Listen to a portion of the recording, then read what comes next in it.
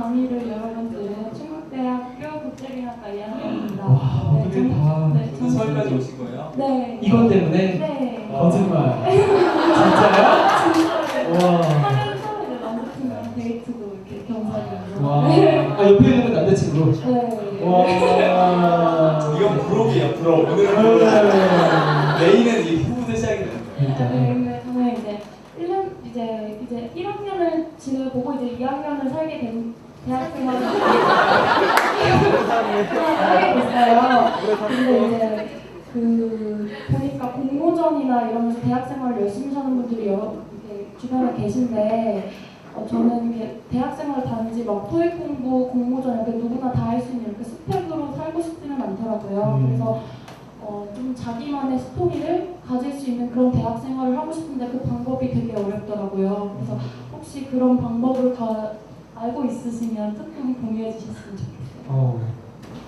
그 어떤 가치는 그러니까 스스로 가치 있는 거라기보다는 우리가 어떻게 가치를 부여하냐에 따라서 그 가치가 달라지거든요. 그래서 제가 항상 그 가치를 얘기할 때 책에 대해서 많이 얘기를 해요. 왜냐하면 지금 책이라는 건 근본적으로 매우 가치 있는 거지만 지금 대학사회에서 책은 그렇게 가치를 못 받고 있어요. 책은 독서는 스펙이 아니고 그래서 우리는 독서 경쟁을 잘 하지 않잖아요. 그래서 어떻게 하면 이 독서가 가치 있게 만들 수 있을까 여러 가지 고민을 해봤어요. 마케팅을 할 때 이 브랜드의 컨셉을 넣고 스토리를 넣는 것처럼 그렇게 가치가 높아지는 것처럼 우리가 독서에다가 컨셉을 넣고 어떤 스토리를 넣으면 가치가 있어지지 않을까. 그래서 어떤 아이디어 생각을 해봤냐면 제가 다시 대학으로 돌아가면 저는 제가 읽은 책 표지로 내 방을 도배해야겠다는 생각을 해봤어요. 책 한 권을 읽으면 그 책 표지를 복사한 다음에 한 장 한 장 붙이기 시작하는 거예요. 그래서 1학년 때 한쪽 면을 붙이고 2학년 때 천장을 붙이고 대학교 4학년이 됐을 때 내 방이 전부 다 제가 읽은 책 표지로 도배되는 상상을 한번 해봤어요. 그러니까 그런 어떤 컨셉이 들어가면 되게 재미지 않을까? 근데 그런 것들은 나중에 여러분이 원하는 솔직히 여러분 스펙이라는 것도 근본적인 문제는 차별화의 문제인 거거든요.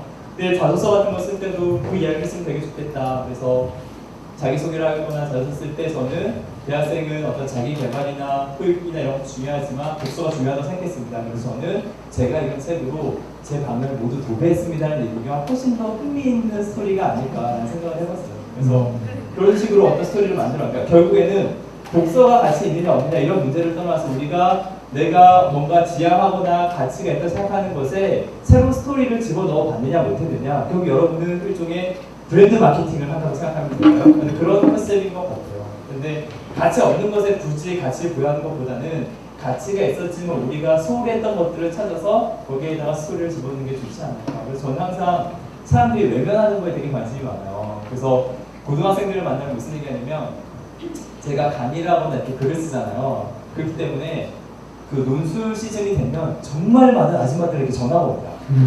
내 아들 논술 면접, 부술 면접 과외 좀 해주면 안 되냐고. 근데 저는 다 거절을 하거든요. 근데 그런 논술 이런 부술 이런 거에 대해서 학생들을 만나서 강의하다가 어떤 얘기를 해봤냐면 논술 문제집을 한번 봤어요. 어떤 것들이 있는지. 근데 몇 년 전에 어떤 한창 인기였냐면 새집 증후군이 되게 인기였어요. 되게 사회적 이슈가 된 적이 있었잖아요. 그래서 이렇게 논술 지문이 있어요. 새집 증후군에 대한 지문이 있고 논술은 새집 증후군에 대해서 논하시 어쩌고 저쩌고 문제가 나오는 거예요. 제가 그 문제를 학생들에게 얘기하면서 여러분 이거 어떻게 쓸 거예요? 물어보니까 정말 그들이 말하는 논리라는 건 너무나 정확하고 똑똑했지만 새로운 게 별로 없었어요. 그래서 제가 만약에 이 문제를 접근한다면 저는 이런 생각이 들었어요. 우리는 새집 증후군에 대해서 논하면서 왜 지하방에 사는 사람들에 대해서 논하지 않는가? 저는 새집 증후군 문제보다 지하방에서 환기도 안 되고 곰팡이 쓰는 곳에 사는 사람들의 삶이 더 문제라고 생각하거든요. 근데 거기에 대해서 우리는 왜 논술을 하지 않고 새집 증후군에 대해서만 논술을 할까? 사실 그런 점이 더 궁금했던 거예요. 그래서 사회가 어떤 어젠다를 세팅을 해놓으면 뉴스에서 새집 증후군을 말하면 울루 몰려가서 그 어젠다로서 세상을 바라보는데 그거를 어떻게 좀 더 바꾸고 새롭게 볼 수 있는 이게 좀 되게 중요하다고 생각을 하거든요. 그래서 새집 증후군을 이야기하는 자리에서 지하방에 새들어 사는 사람들의 고통을 얘기할 수 있는 사람들, 저 이게 정말 이제 필요한 어떤 인재의 모습이라는 생각이 들어요. 네. 그래서 사회가 정해놓은 프레임을 바꾸거나 변형시킬 수 있는 사람들, 그러니까 그런 게 여러분의 어떤 차별을 일으켜주는 좋은 방법이라고 생각합니다. 잘 맞는 것 같아요. 정말 자기만의 시각, 자기만의 시선으로 세상을 바라볼 수 있으면 이제 그게 스토리가 또 생기는 거죠. 맞아요. 근데 이제 그 자기만의 시선이 이제 비롯되는 거 보면 사실 되게 사랑에서 비롯되는 경우들이 많은 것 같아요. 아까 새집중을 말씀하시면서 뭐 지하 셀방 말씀하신 것처럼 그게 또 세상에 대한 사랑이 있으니까 이렇게 만들어지는 것 같거든요. 그래서 자기가 어떤 거를 사랑하나 이거에 대해서 되게 곰곰이 생각하다 보면 결국에 자기만의 스토리가 만들어지고 이제 무언가를 하게 되고 그렇게 되는 것 같아요. 김태원 씨도 이제 그 자기만의 스토리를 20대 때 만드셨잖아요. 김태원 씨 그 앞에 예명이 뭔지 예명이라고 해야 되나요? 앞에 홀칭하는 거 움직이는 열정 아시죠? 움직이는 열정, 무빙 패션 이렇게 자기의 브랜드를 만드셨어요. 그렇죠? 약간 손발이 오래되긴 하지만 그렇죠?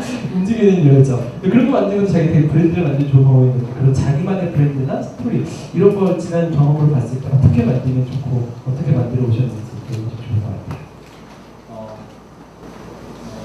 모르겠어요. 그러니까 다른 분들께서 저를 어떻게 바라보실지 사실 잘 모르겠어요. 예를 들면 저 친구는 되게 자기 PR 잘한다고 생각할 수 있고 개인 브랜딩을 잘한다고 생각할 수 있을 것 같은데 저는 사실 그 많은 것들은 다 진정성의 문제라고 생각을 해요. 그래서 얼마나 지속성을 가지고 진정성을 가지고 접근하느냐가 그 사람이 지향하고자 했던 브랜드가 만들어질 수 있느냐 없느냐를 좀 결정한다고 생각하거든요. 그러니까 저는 요즘에 그 안철수 교수님 얼마 전에 여기 오셨잖아요. 그 사진 보면서 제가 되게 좋아요 한번 눌렀는데 예전에는 우리는 지식을 바행하던 삶이었어요. 좀 더 학력이 높고 지식이 많은 사람에게 권위를 부여하던 시대였어요. 근데 이제 점점 더 사람들이 진정성을 바행하기 시작했어요. 전 이게 너무나 감동적인 트렌드라고 생각하거든요. 이제는 똑똑하다고 바행하지 않고 이 사람의 지식에 진정성이 있는가를 고민하기 시작하는 것 같아요. 그러니까 저도 그런 접근을 할 수 있는 사람이 되고 싶고 제 자신도 그런 사람이 되고 싶어서 누군가가 저를 어떤 진정성의 관점에서 평가를 내려주는 거에 대해서 되게 많이 귀를 기울이고 싶어요. 그래서 사실 제가 여러분처럼 대학생이었을 때는 제가 5년, 10년 후에 어떤 삶이 될지 지금 이렇게 여러분을 만나서 얘기할 수 있는 사람이 될지 정말 진심으로 상상하지 못했습니다. 근데 제 자신이 사실 갈등 되게 많이 합니다. 내가 어떤 강의나 책을 쓰건 누군가를 만날 때 나는 정말 내 자신에게 얼마나 더 떳떳할 수 있는가 정말 많은 갈등을 해요. 그래서 그런 게 좀 자신이 없을 때는 사실 사람들 만나는 게 조금 불편하거나 두려울 때도 있고 그래서 그런 갈등의 연속 때문에 이제 요즘에 어떤 생각이 드냐면 글을 쓰는 게 되게 두려워졌어요. 사실 원래는 제가 작년 이맘때 이전 책이 나왔을 때 원래 벌써 1년 전에 새로운 책을 내겠다고 독자님들께 약속했어요. 근데 벌써 저는 그 약속을 1년이나 어겼어요. 왜냐하면 되게 제 자신에게 대해서 스스로 질문할 시간을 갖다 보니까 내가 아직 준비가 덜 됐다라는 생각이 자꾸 드는 거예요. 그래서 어떤 저의 삶에 대해서 이제 저도 진정성의 관점에서 접근을 하고 있고 그 진정성이라는 것이 많은 사람들의 어떤 가치의 중요한 평가 기준이 된다는 것에 대해서 좀 진심으로 되게 다행이라고 생각하고 감사하게 생각하고 있어요. 그래서 앞으로 저를 보실 때 제가 어떤 활동을 하냐 이런 것보다는 김태현 저 사람은 되게 아직 진정성이 남아있는가 그런 측면에서 바라봐 주셨으면 좋겠고 그렇게 느껴질 수 있도록 저는 제가 더 많이 해야 될 것 같아요. 정말 멋지시지 않습니까? 박수 한번 주세요. 되게 진정성이 느껴지는 것 같아요. 되게 부러운 부분이거든요. 저는 사람들 보면 너무 가식적이다 이런 생각하셔가지고 그런 진정성 너무 부럽습니다. 근데 정말 진정성을 많이 가지고 있었거든요. 근데 지금뿐만 아니라 대학교 3학년 때도 후배들 막 이렇게 인도해주고 멘토링해주고 이야기해주고 이런 걸 너무 좋아하셨는데 그게 이제 뭐 다른 형태로 이렇게 발전되면서 주목을 했던 거죠. 근데 저희가 뭐 김중만 선생이나 박할린 씨 뭐 이런 분들 얘기를 하면서 자기가 이렇게 주목받을 줄 알았냐? 라고 물었더니 자기는 그럴 줄 몰랐고 그냥 10년 동안 자기 일을 묵묵하게 하고 왔었는데 세상에 주목해줬다 이런 얘기를 하더라고요. 근데 그게 되게 진정성의 힘인 것 같아요. 세상에 휘둘리지 않고 생각해보면 저희가 대학교 입학할 때 가장 인기 있었던 과가 어딘 줄 아세요? 가장 인기 있었던 과 의대. 네? 의대요. 의대. 그죠? 의대보다 좀 더 인기 있는 게 있어요. 한의대. 한의대. 왜 한의대가 인기 있는 줄 알아요? 허준 때문에.